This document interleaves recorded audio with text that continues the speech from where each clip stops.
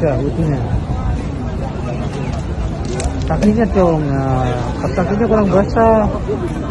Yang basah kakinya. Nah,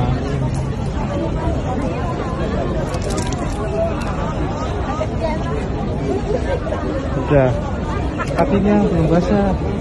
Sepatunya sekalian.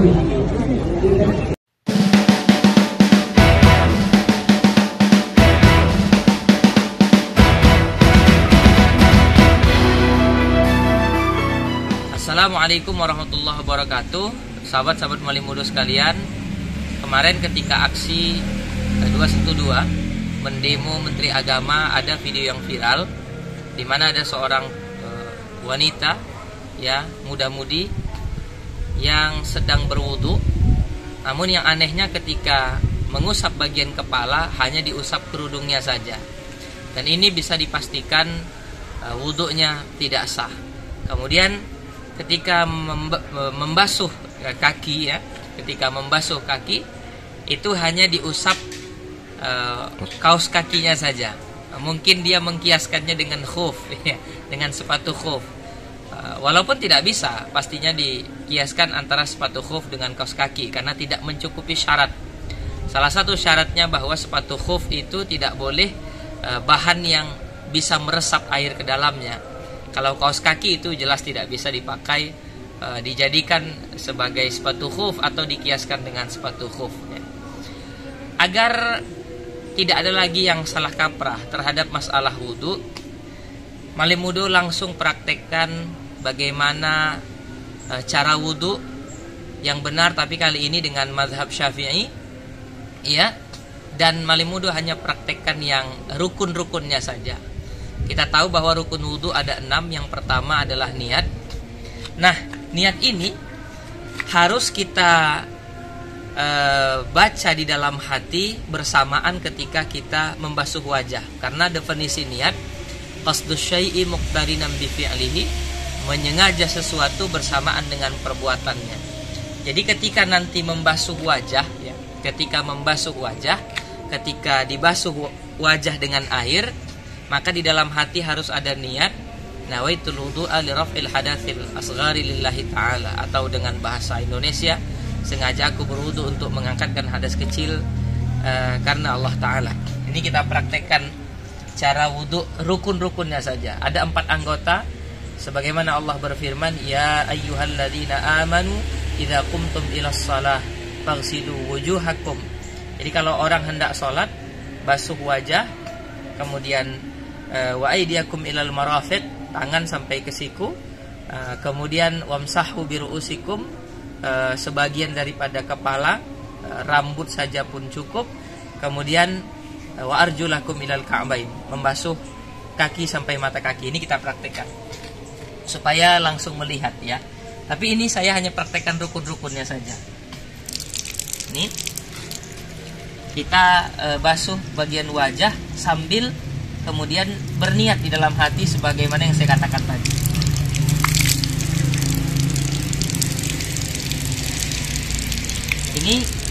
Ini rukun yang pertama.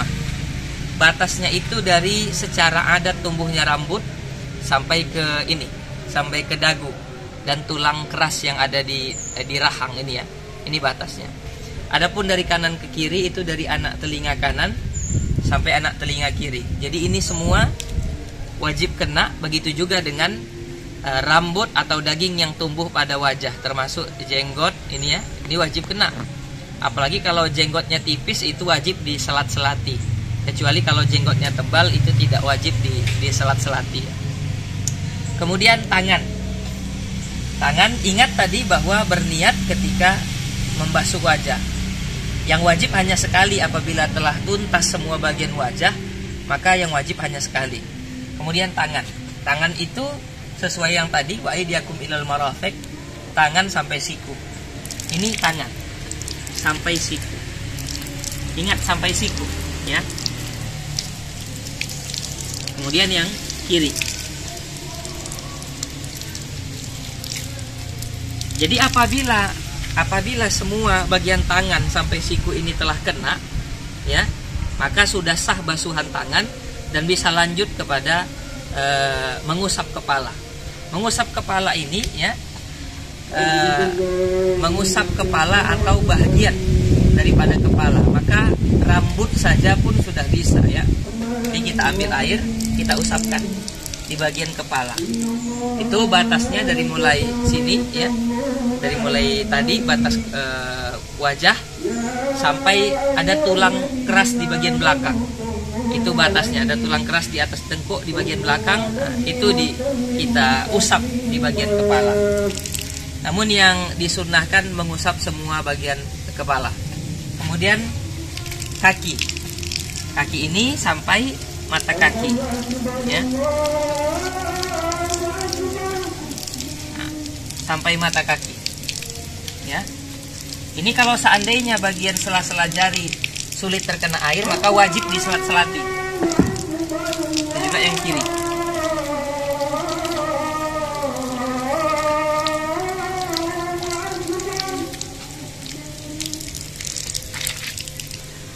Oke, ini sudah bisa kita pakai untuk melaksanakan ibadah sholat ya, karena bagian-bagian yang wajibnya sudah selesai. Rukun yang terakhir adalah tertib.